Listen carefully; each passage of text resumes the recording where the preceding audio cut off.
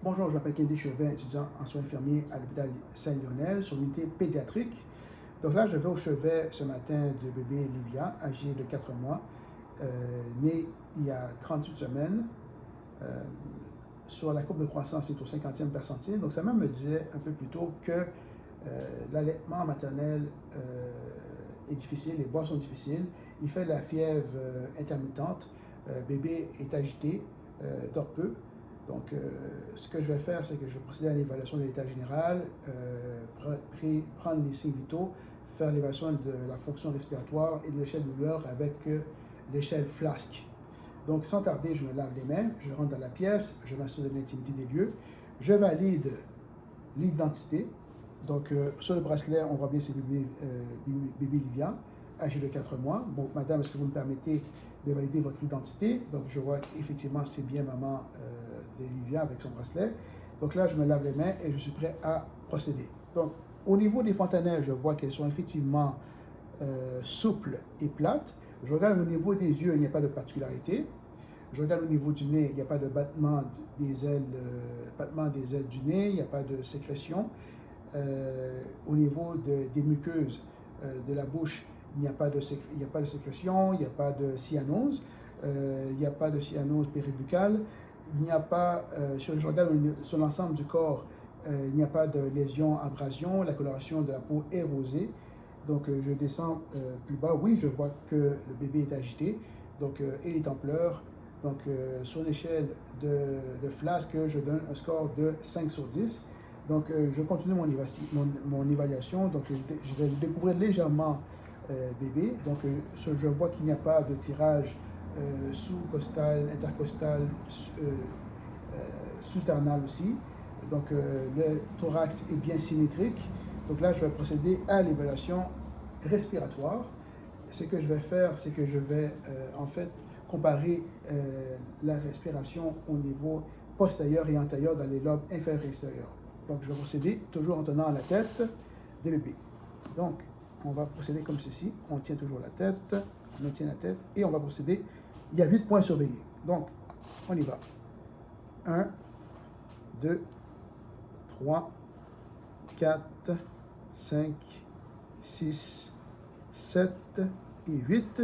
Ce que j'entends ici, c'est des murmures vésiculaires dans les deux lobes. Et si j'aurais entendu des bruits anormaux, ce serait des bruits ronchis, stridors, sibilance, mais ce n'est pas le cas. Donc on va légèrement, et on va procéder à l'avant, toujours en partant de 8 points. Donc on y va. 1, 2, 3, 4, 5, 6, 7, 8. Donc, il y a toujours la même chose, des murs vésiculaires dans les deux lobes. Donc, pas de présence de bruits normaux. Donc, je profite du moment que je suis pour procéder à la mesure, du pouls, toujours à l'apex. Donc, sur une échelle, sur une minute, effectivement, je vois qu'il y a 40 par minute. Donc, ce qui est attendu, c'est pour un bébé de 4 mois, c'est de 25 à 40 par minute. Voilà.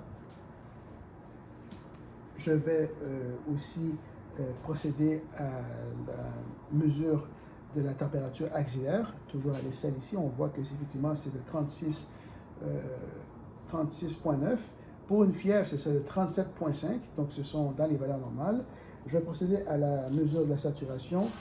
Ici, voilà, on voit que c'est 99%, donc la saturation est dans les normes, ça varie de 95 à 100%, donc il n'y a pas à s'inquiéter là-dessus. Je prends aussi, je vais prendre aussi la mesure de la pression artérielle, donc au mollet. Donc on va procéder comme ceci, au mollet, et ça me donne une valeur de 78 sur 44. Donc les valeurs, ça peut varier pour la mesure systolique de 70 à 102. Donc 78 sur 44, c'est dans les normes. Donc, comme je dis, je regarde aussi, je vais remettre la couverture de bébé. Donc, je vois aussi que, comme je disais, que bébé est agité, il est en pleurs. Donc, l'échelle de la douleur sur l'échelle de FLASK, ça me donne un score de 5 sur 10, étant donné qu'il il est éveillé, oui, il est éveillé, il est conscient, mais il est en pleurs et il est agité. donc au niveau des jambes. Donc, comme je disais dans mon évaluation, il n'y a pas de particularité au niveau de la peau, il n'y a pas de lésion, il n'y a pas d'abrasion. Donc, au niveau des boires, ce que je vais faire, c'est qu'on peut,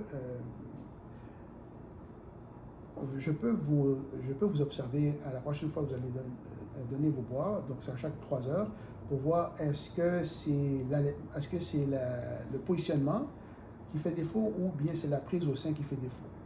Donc,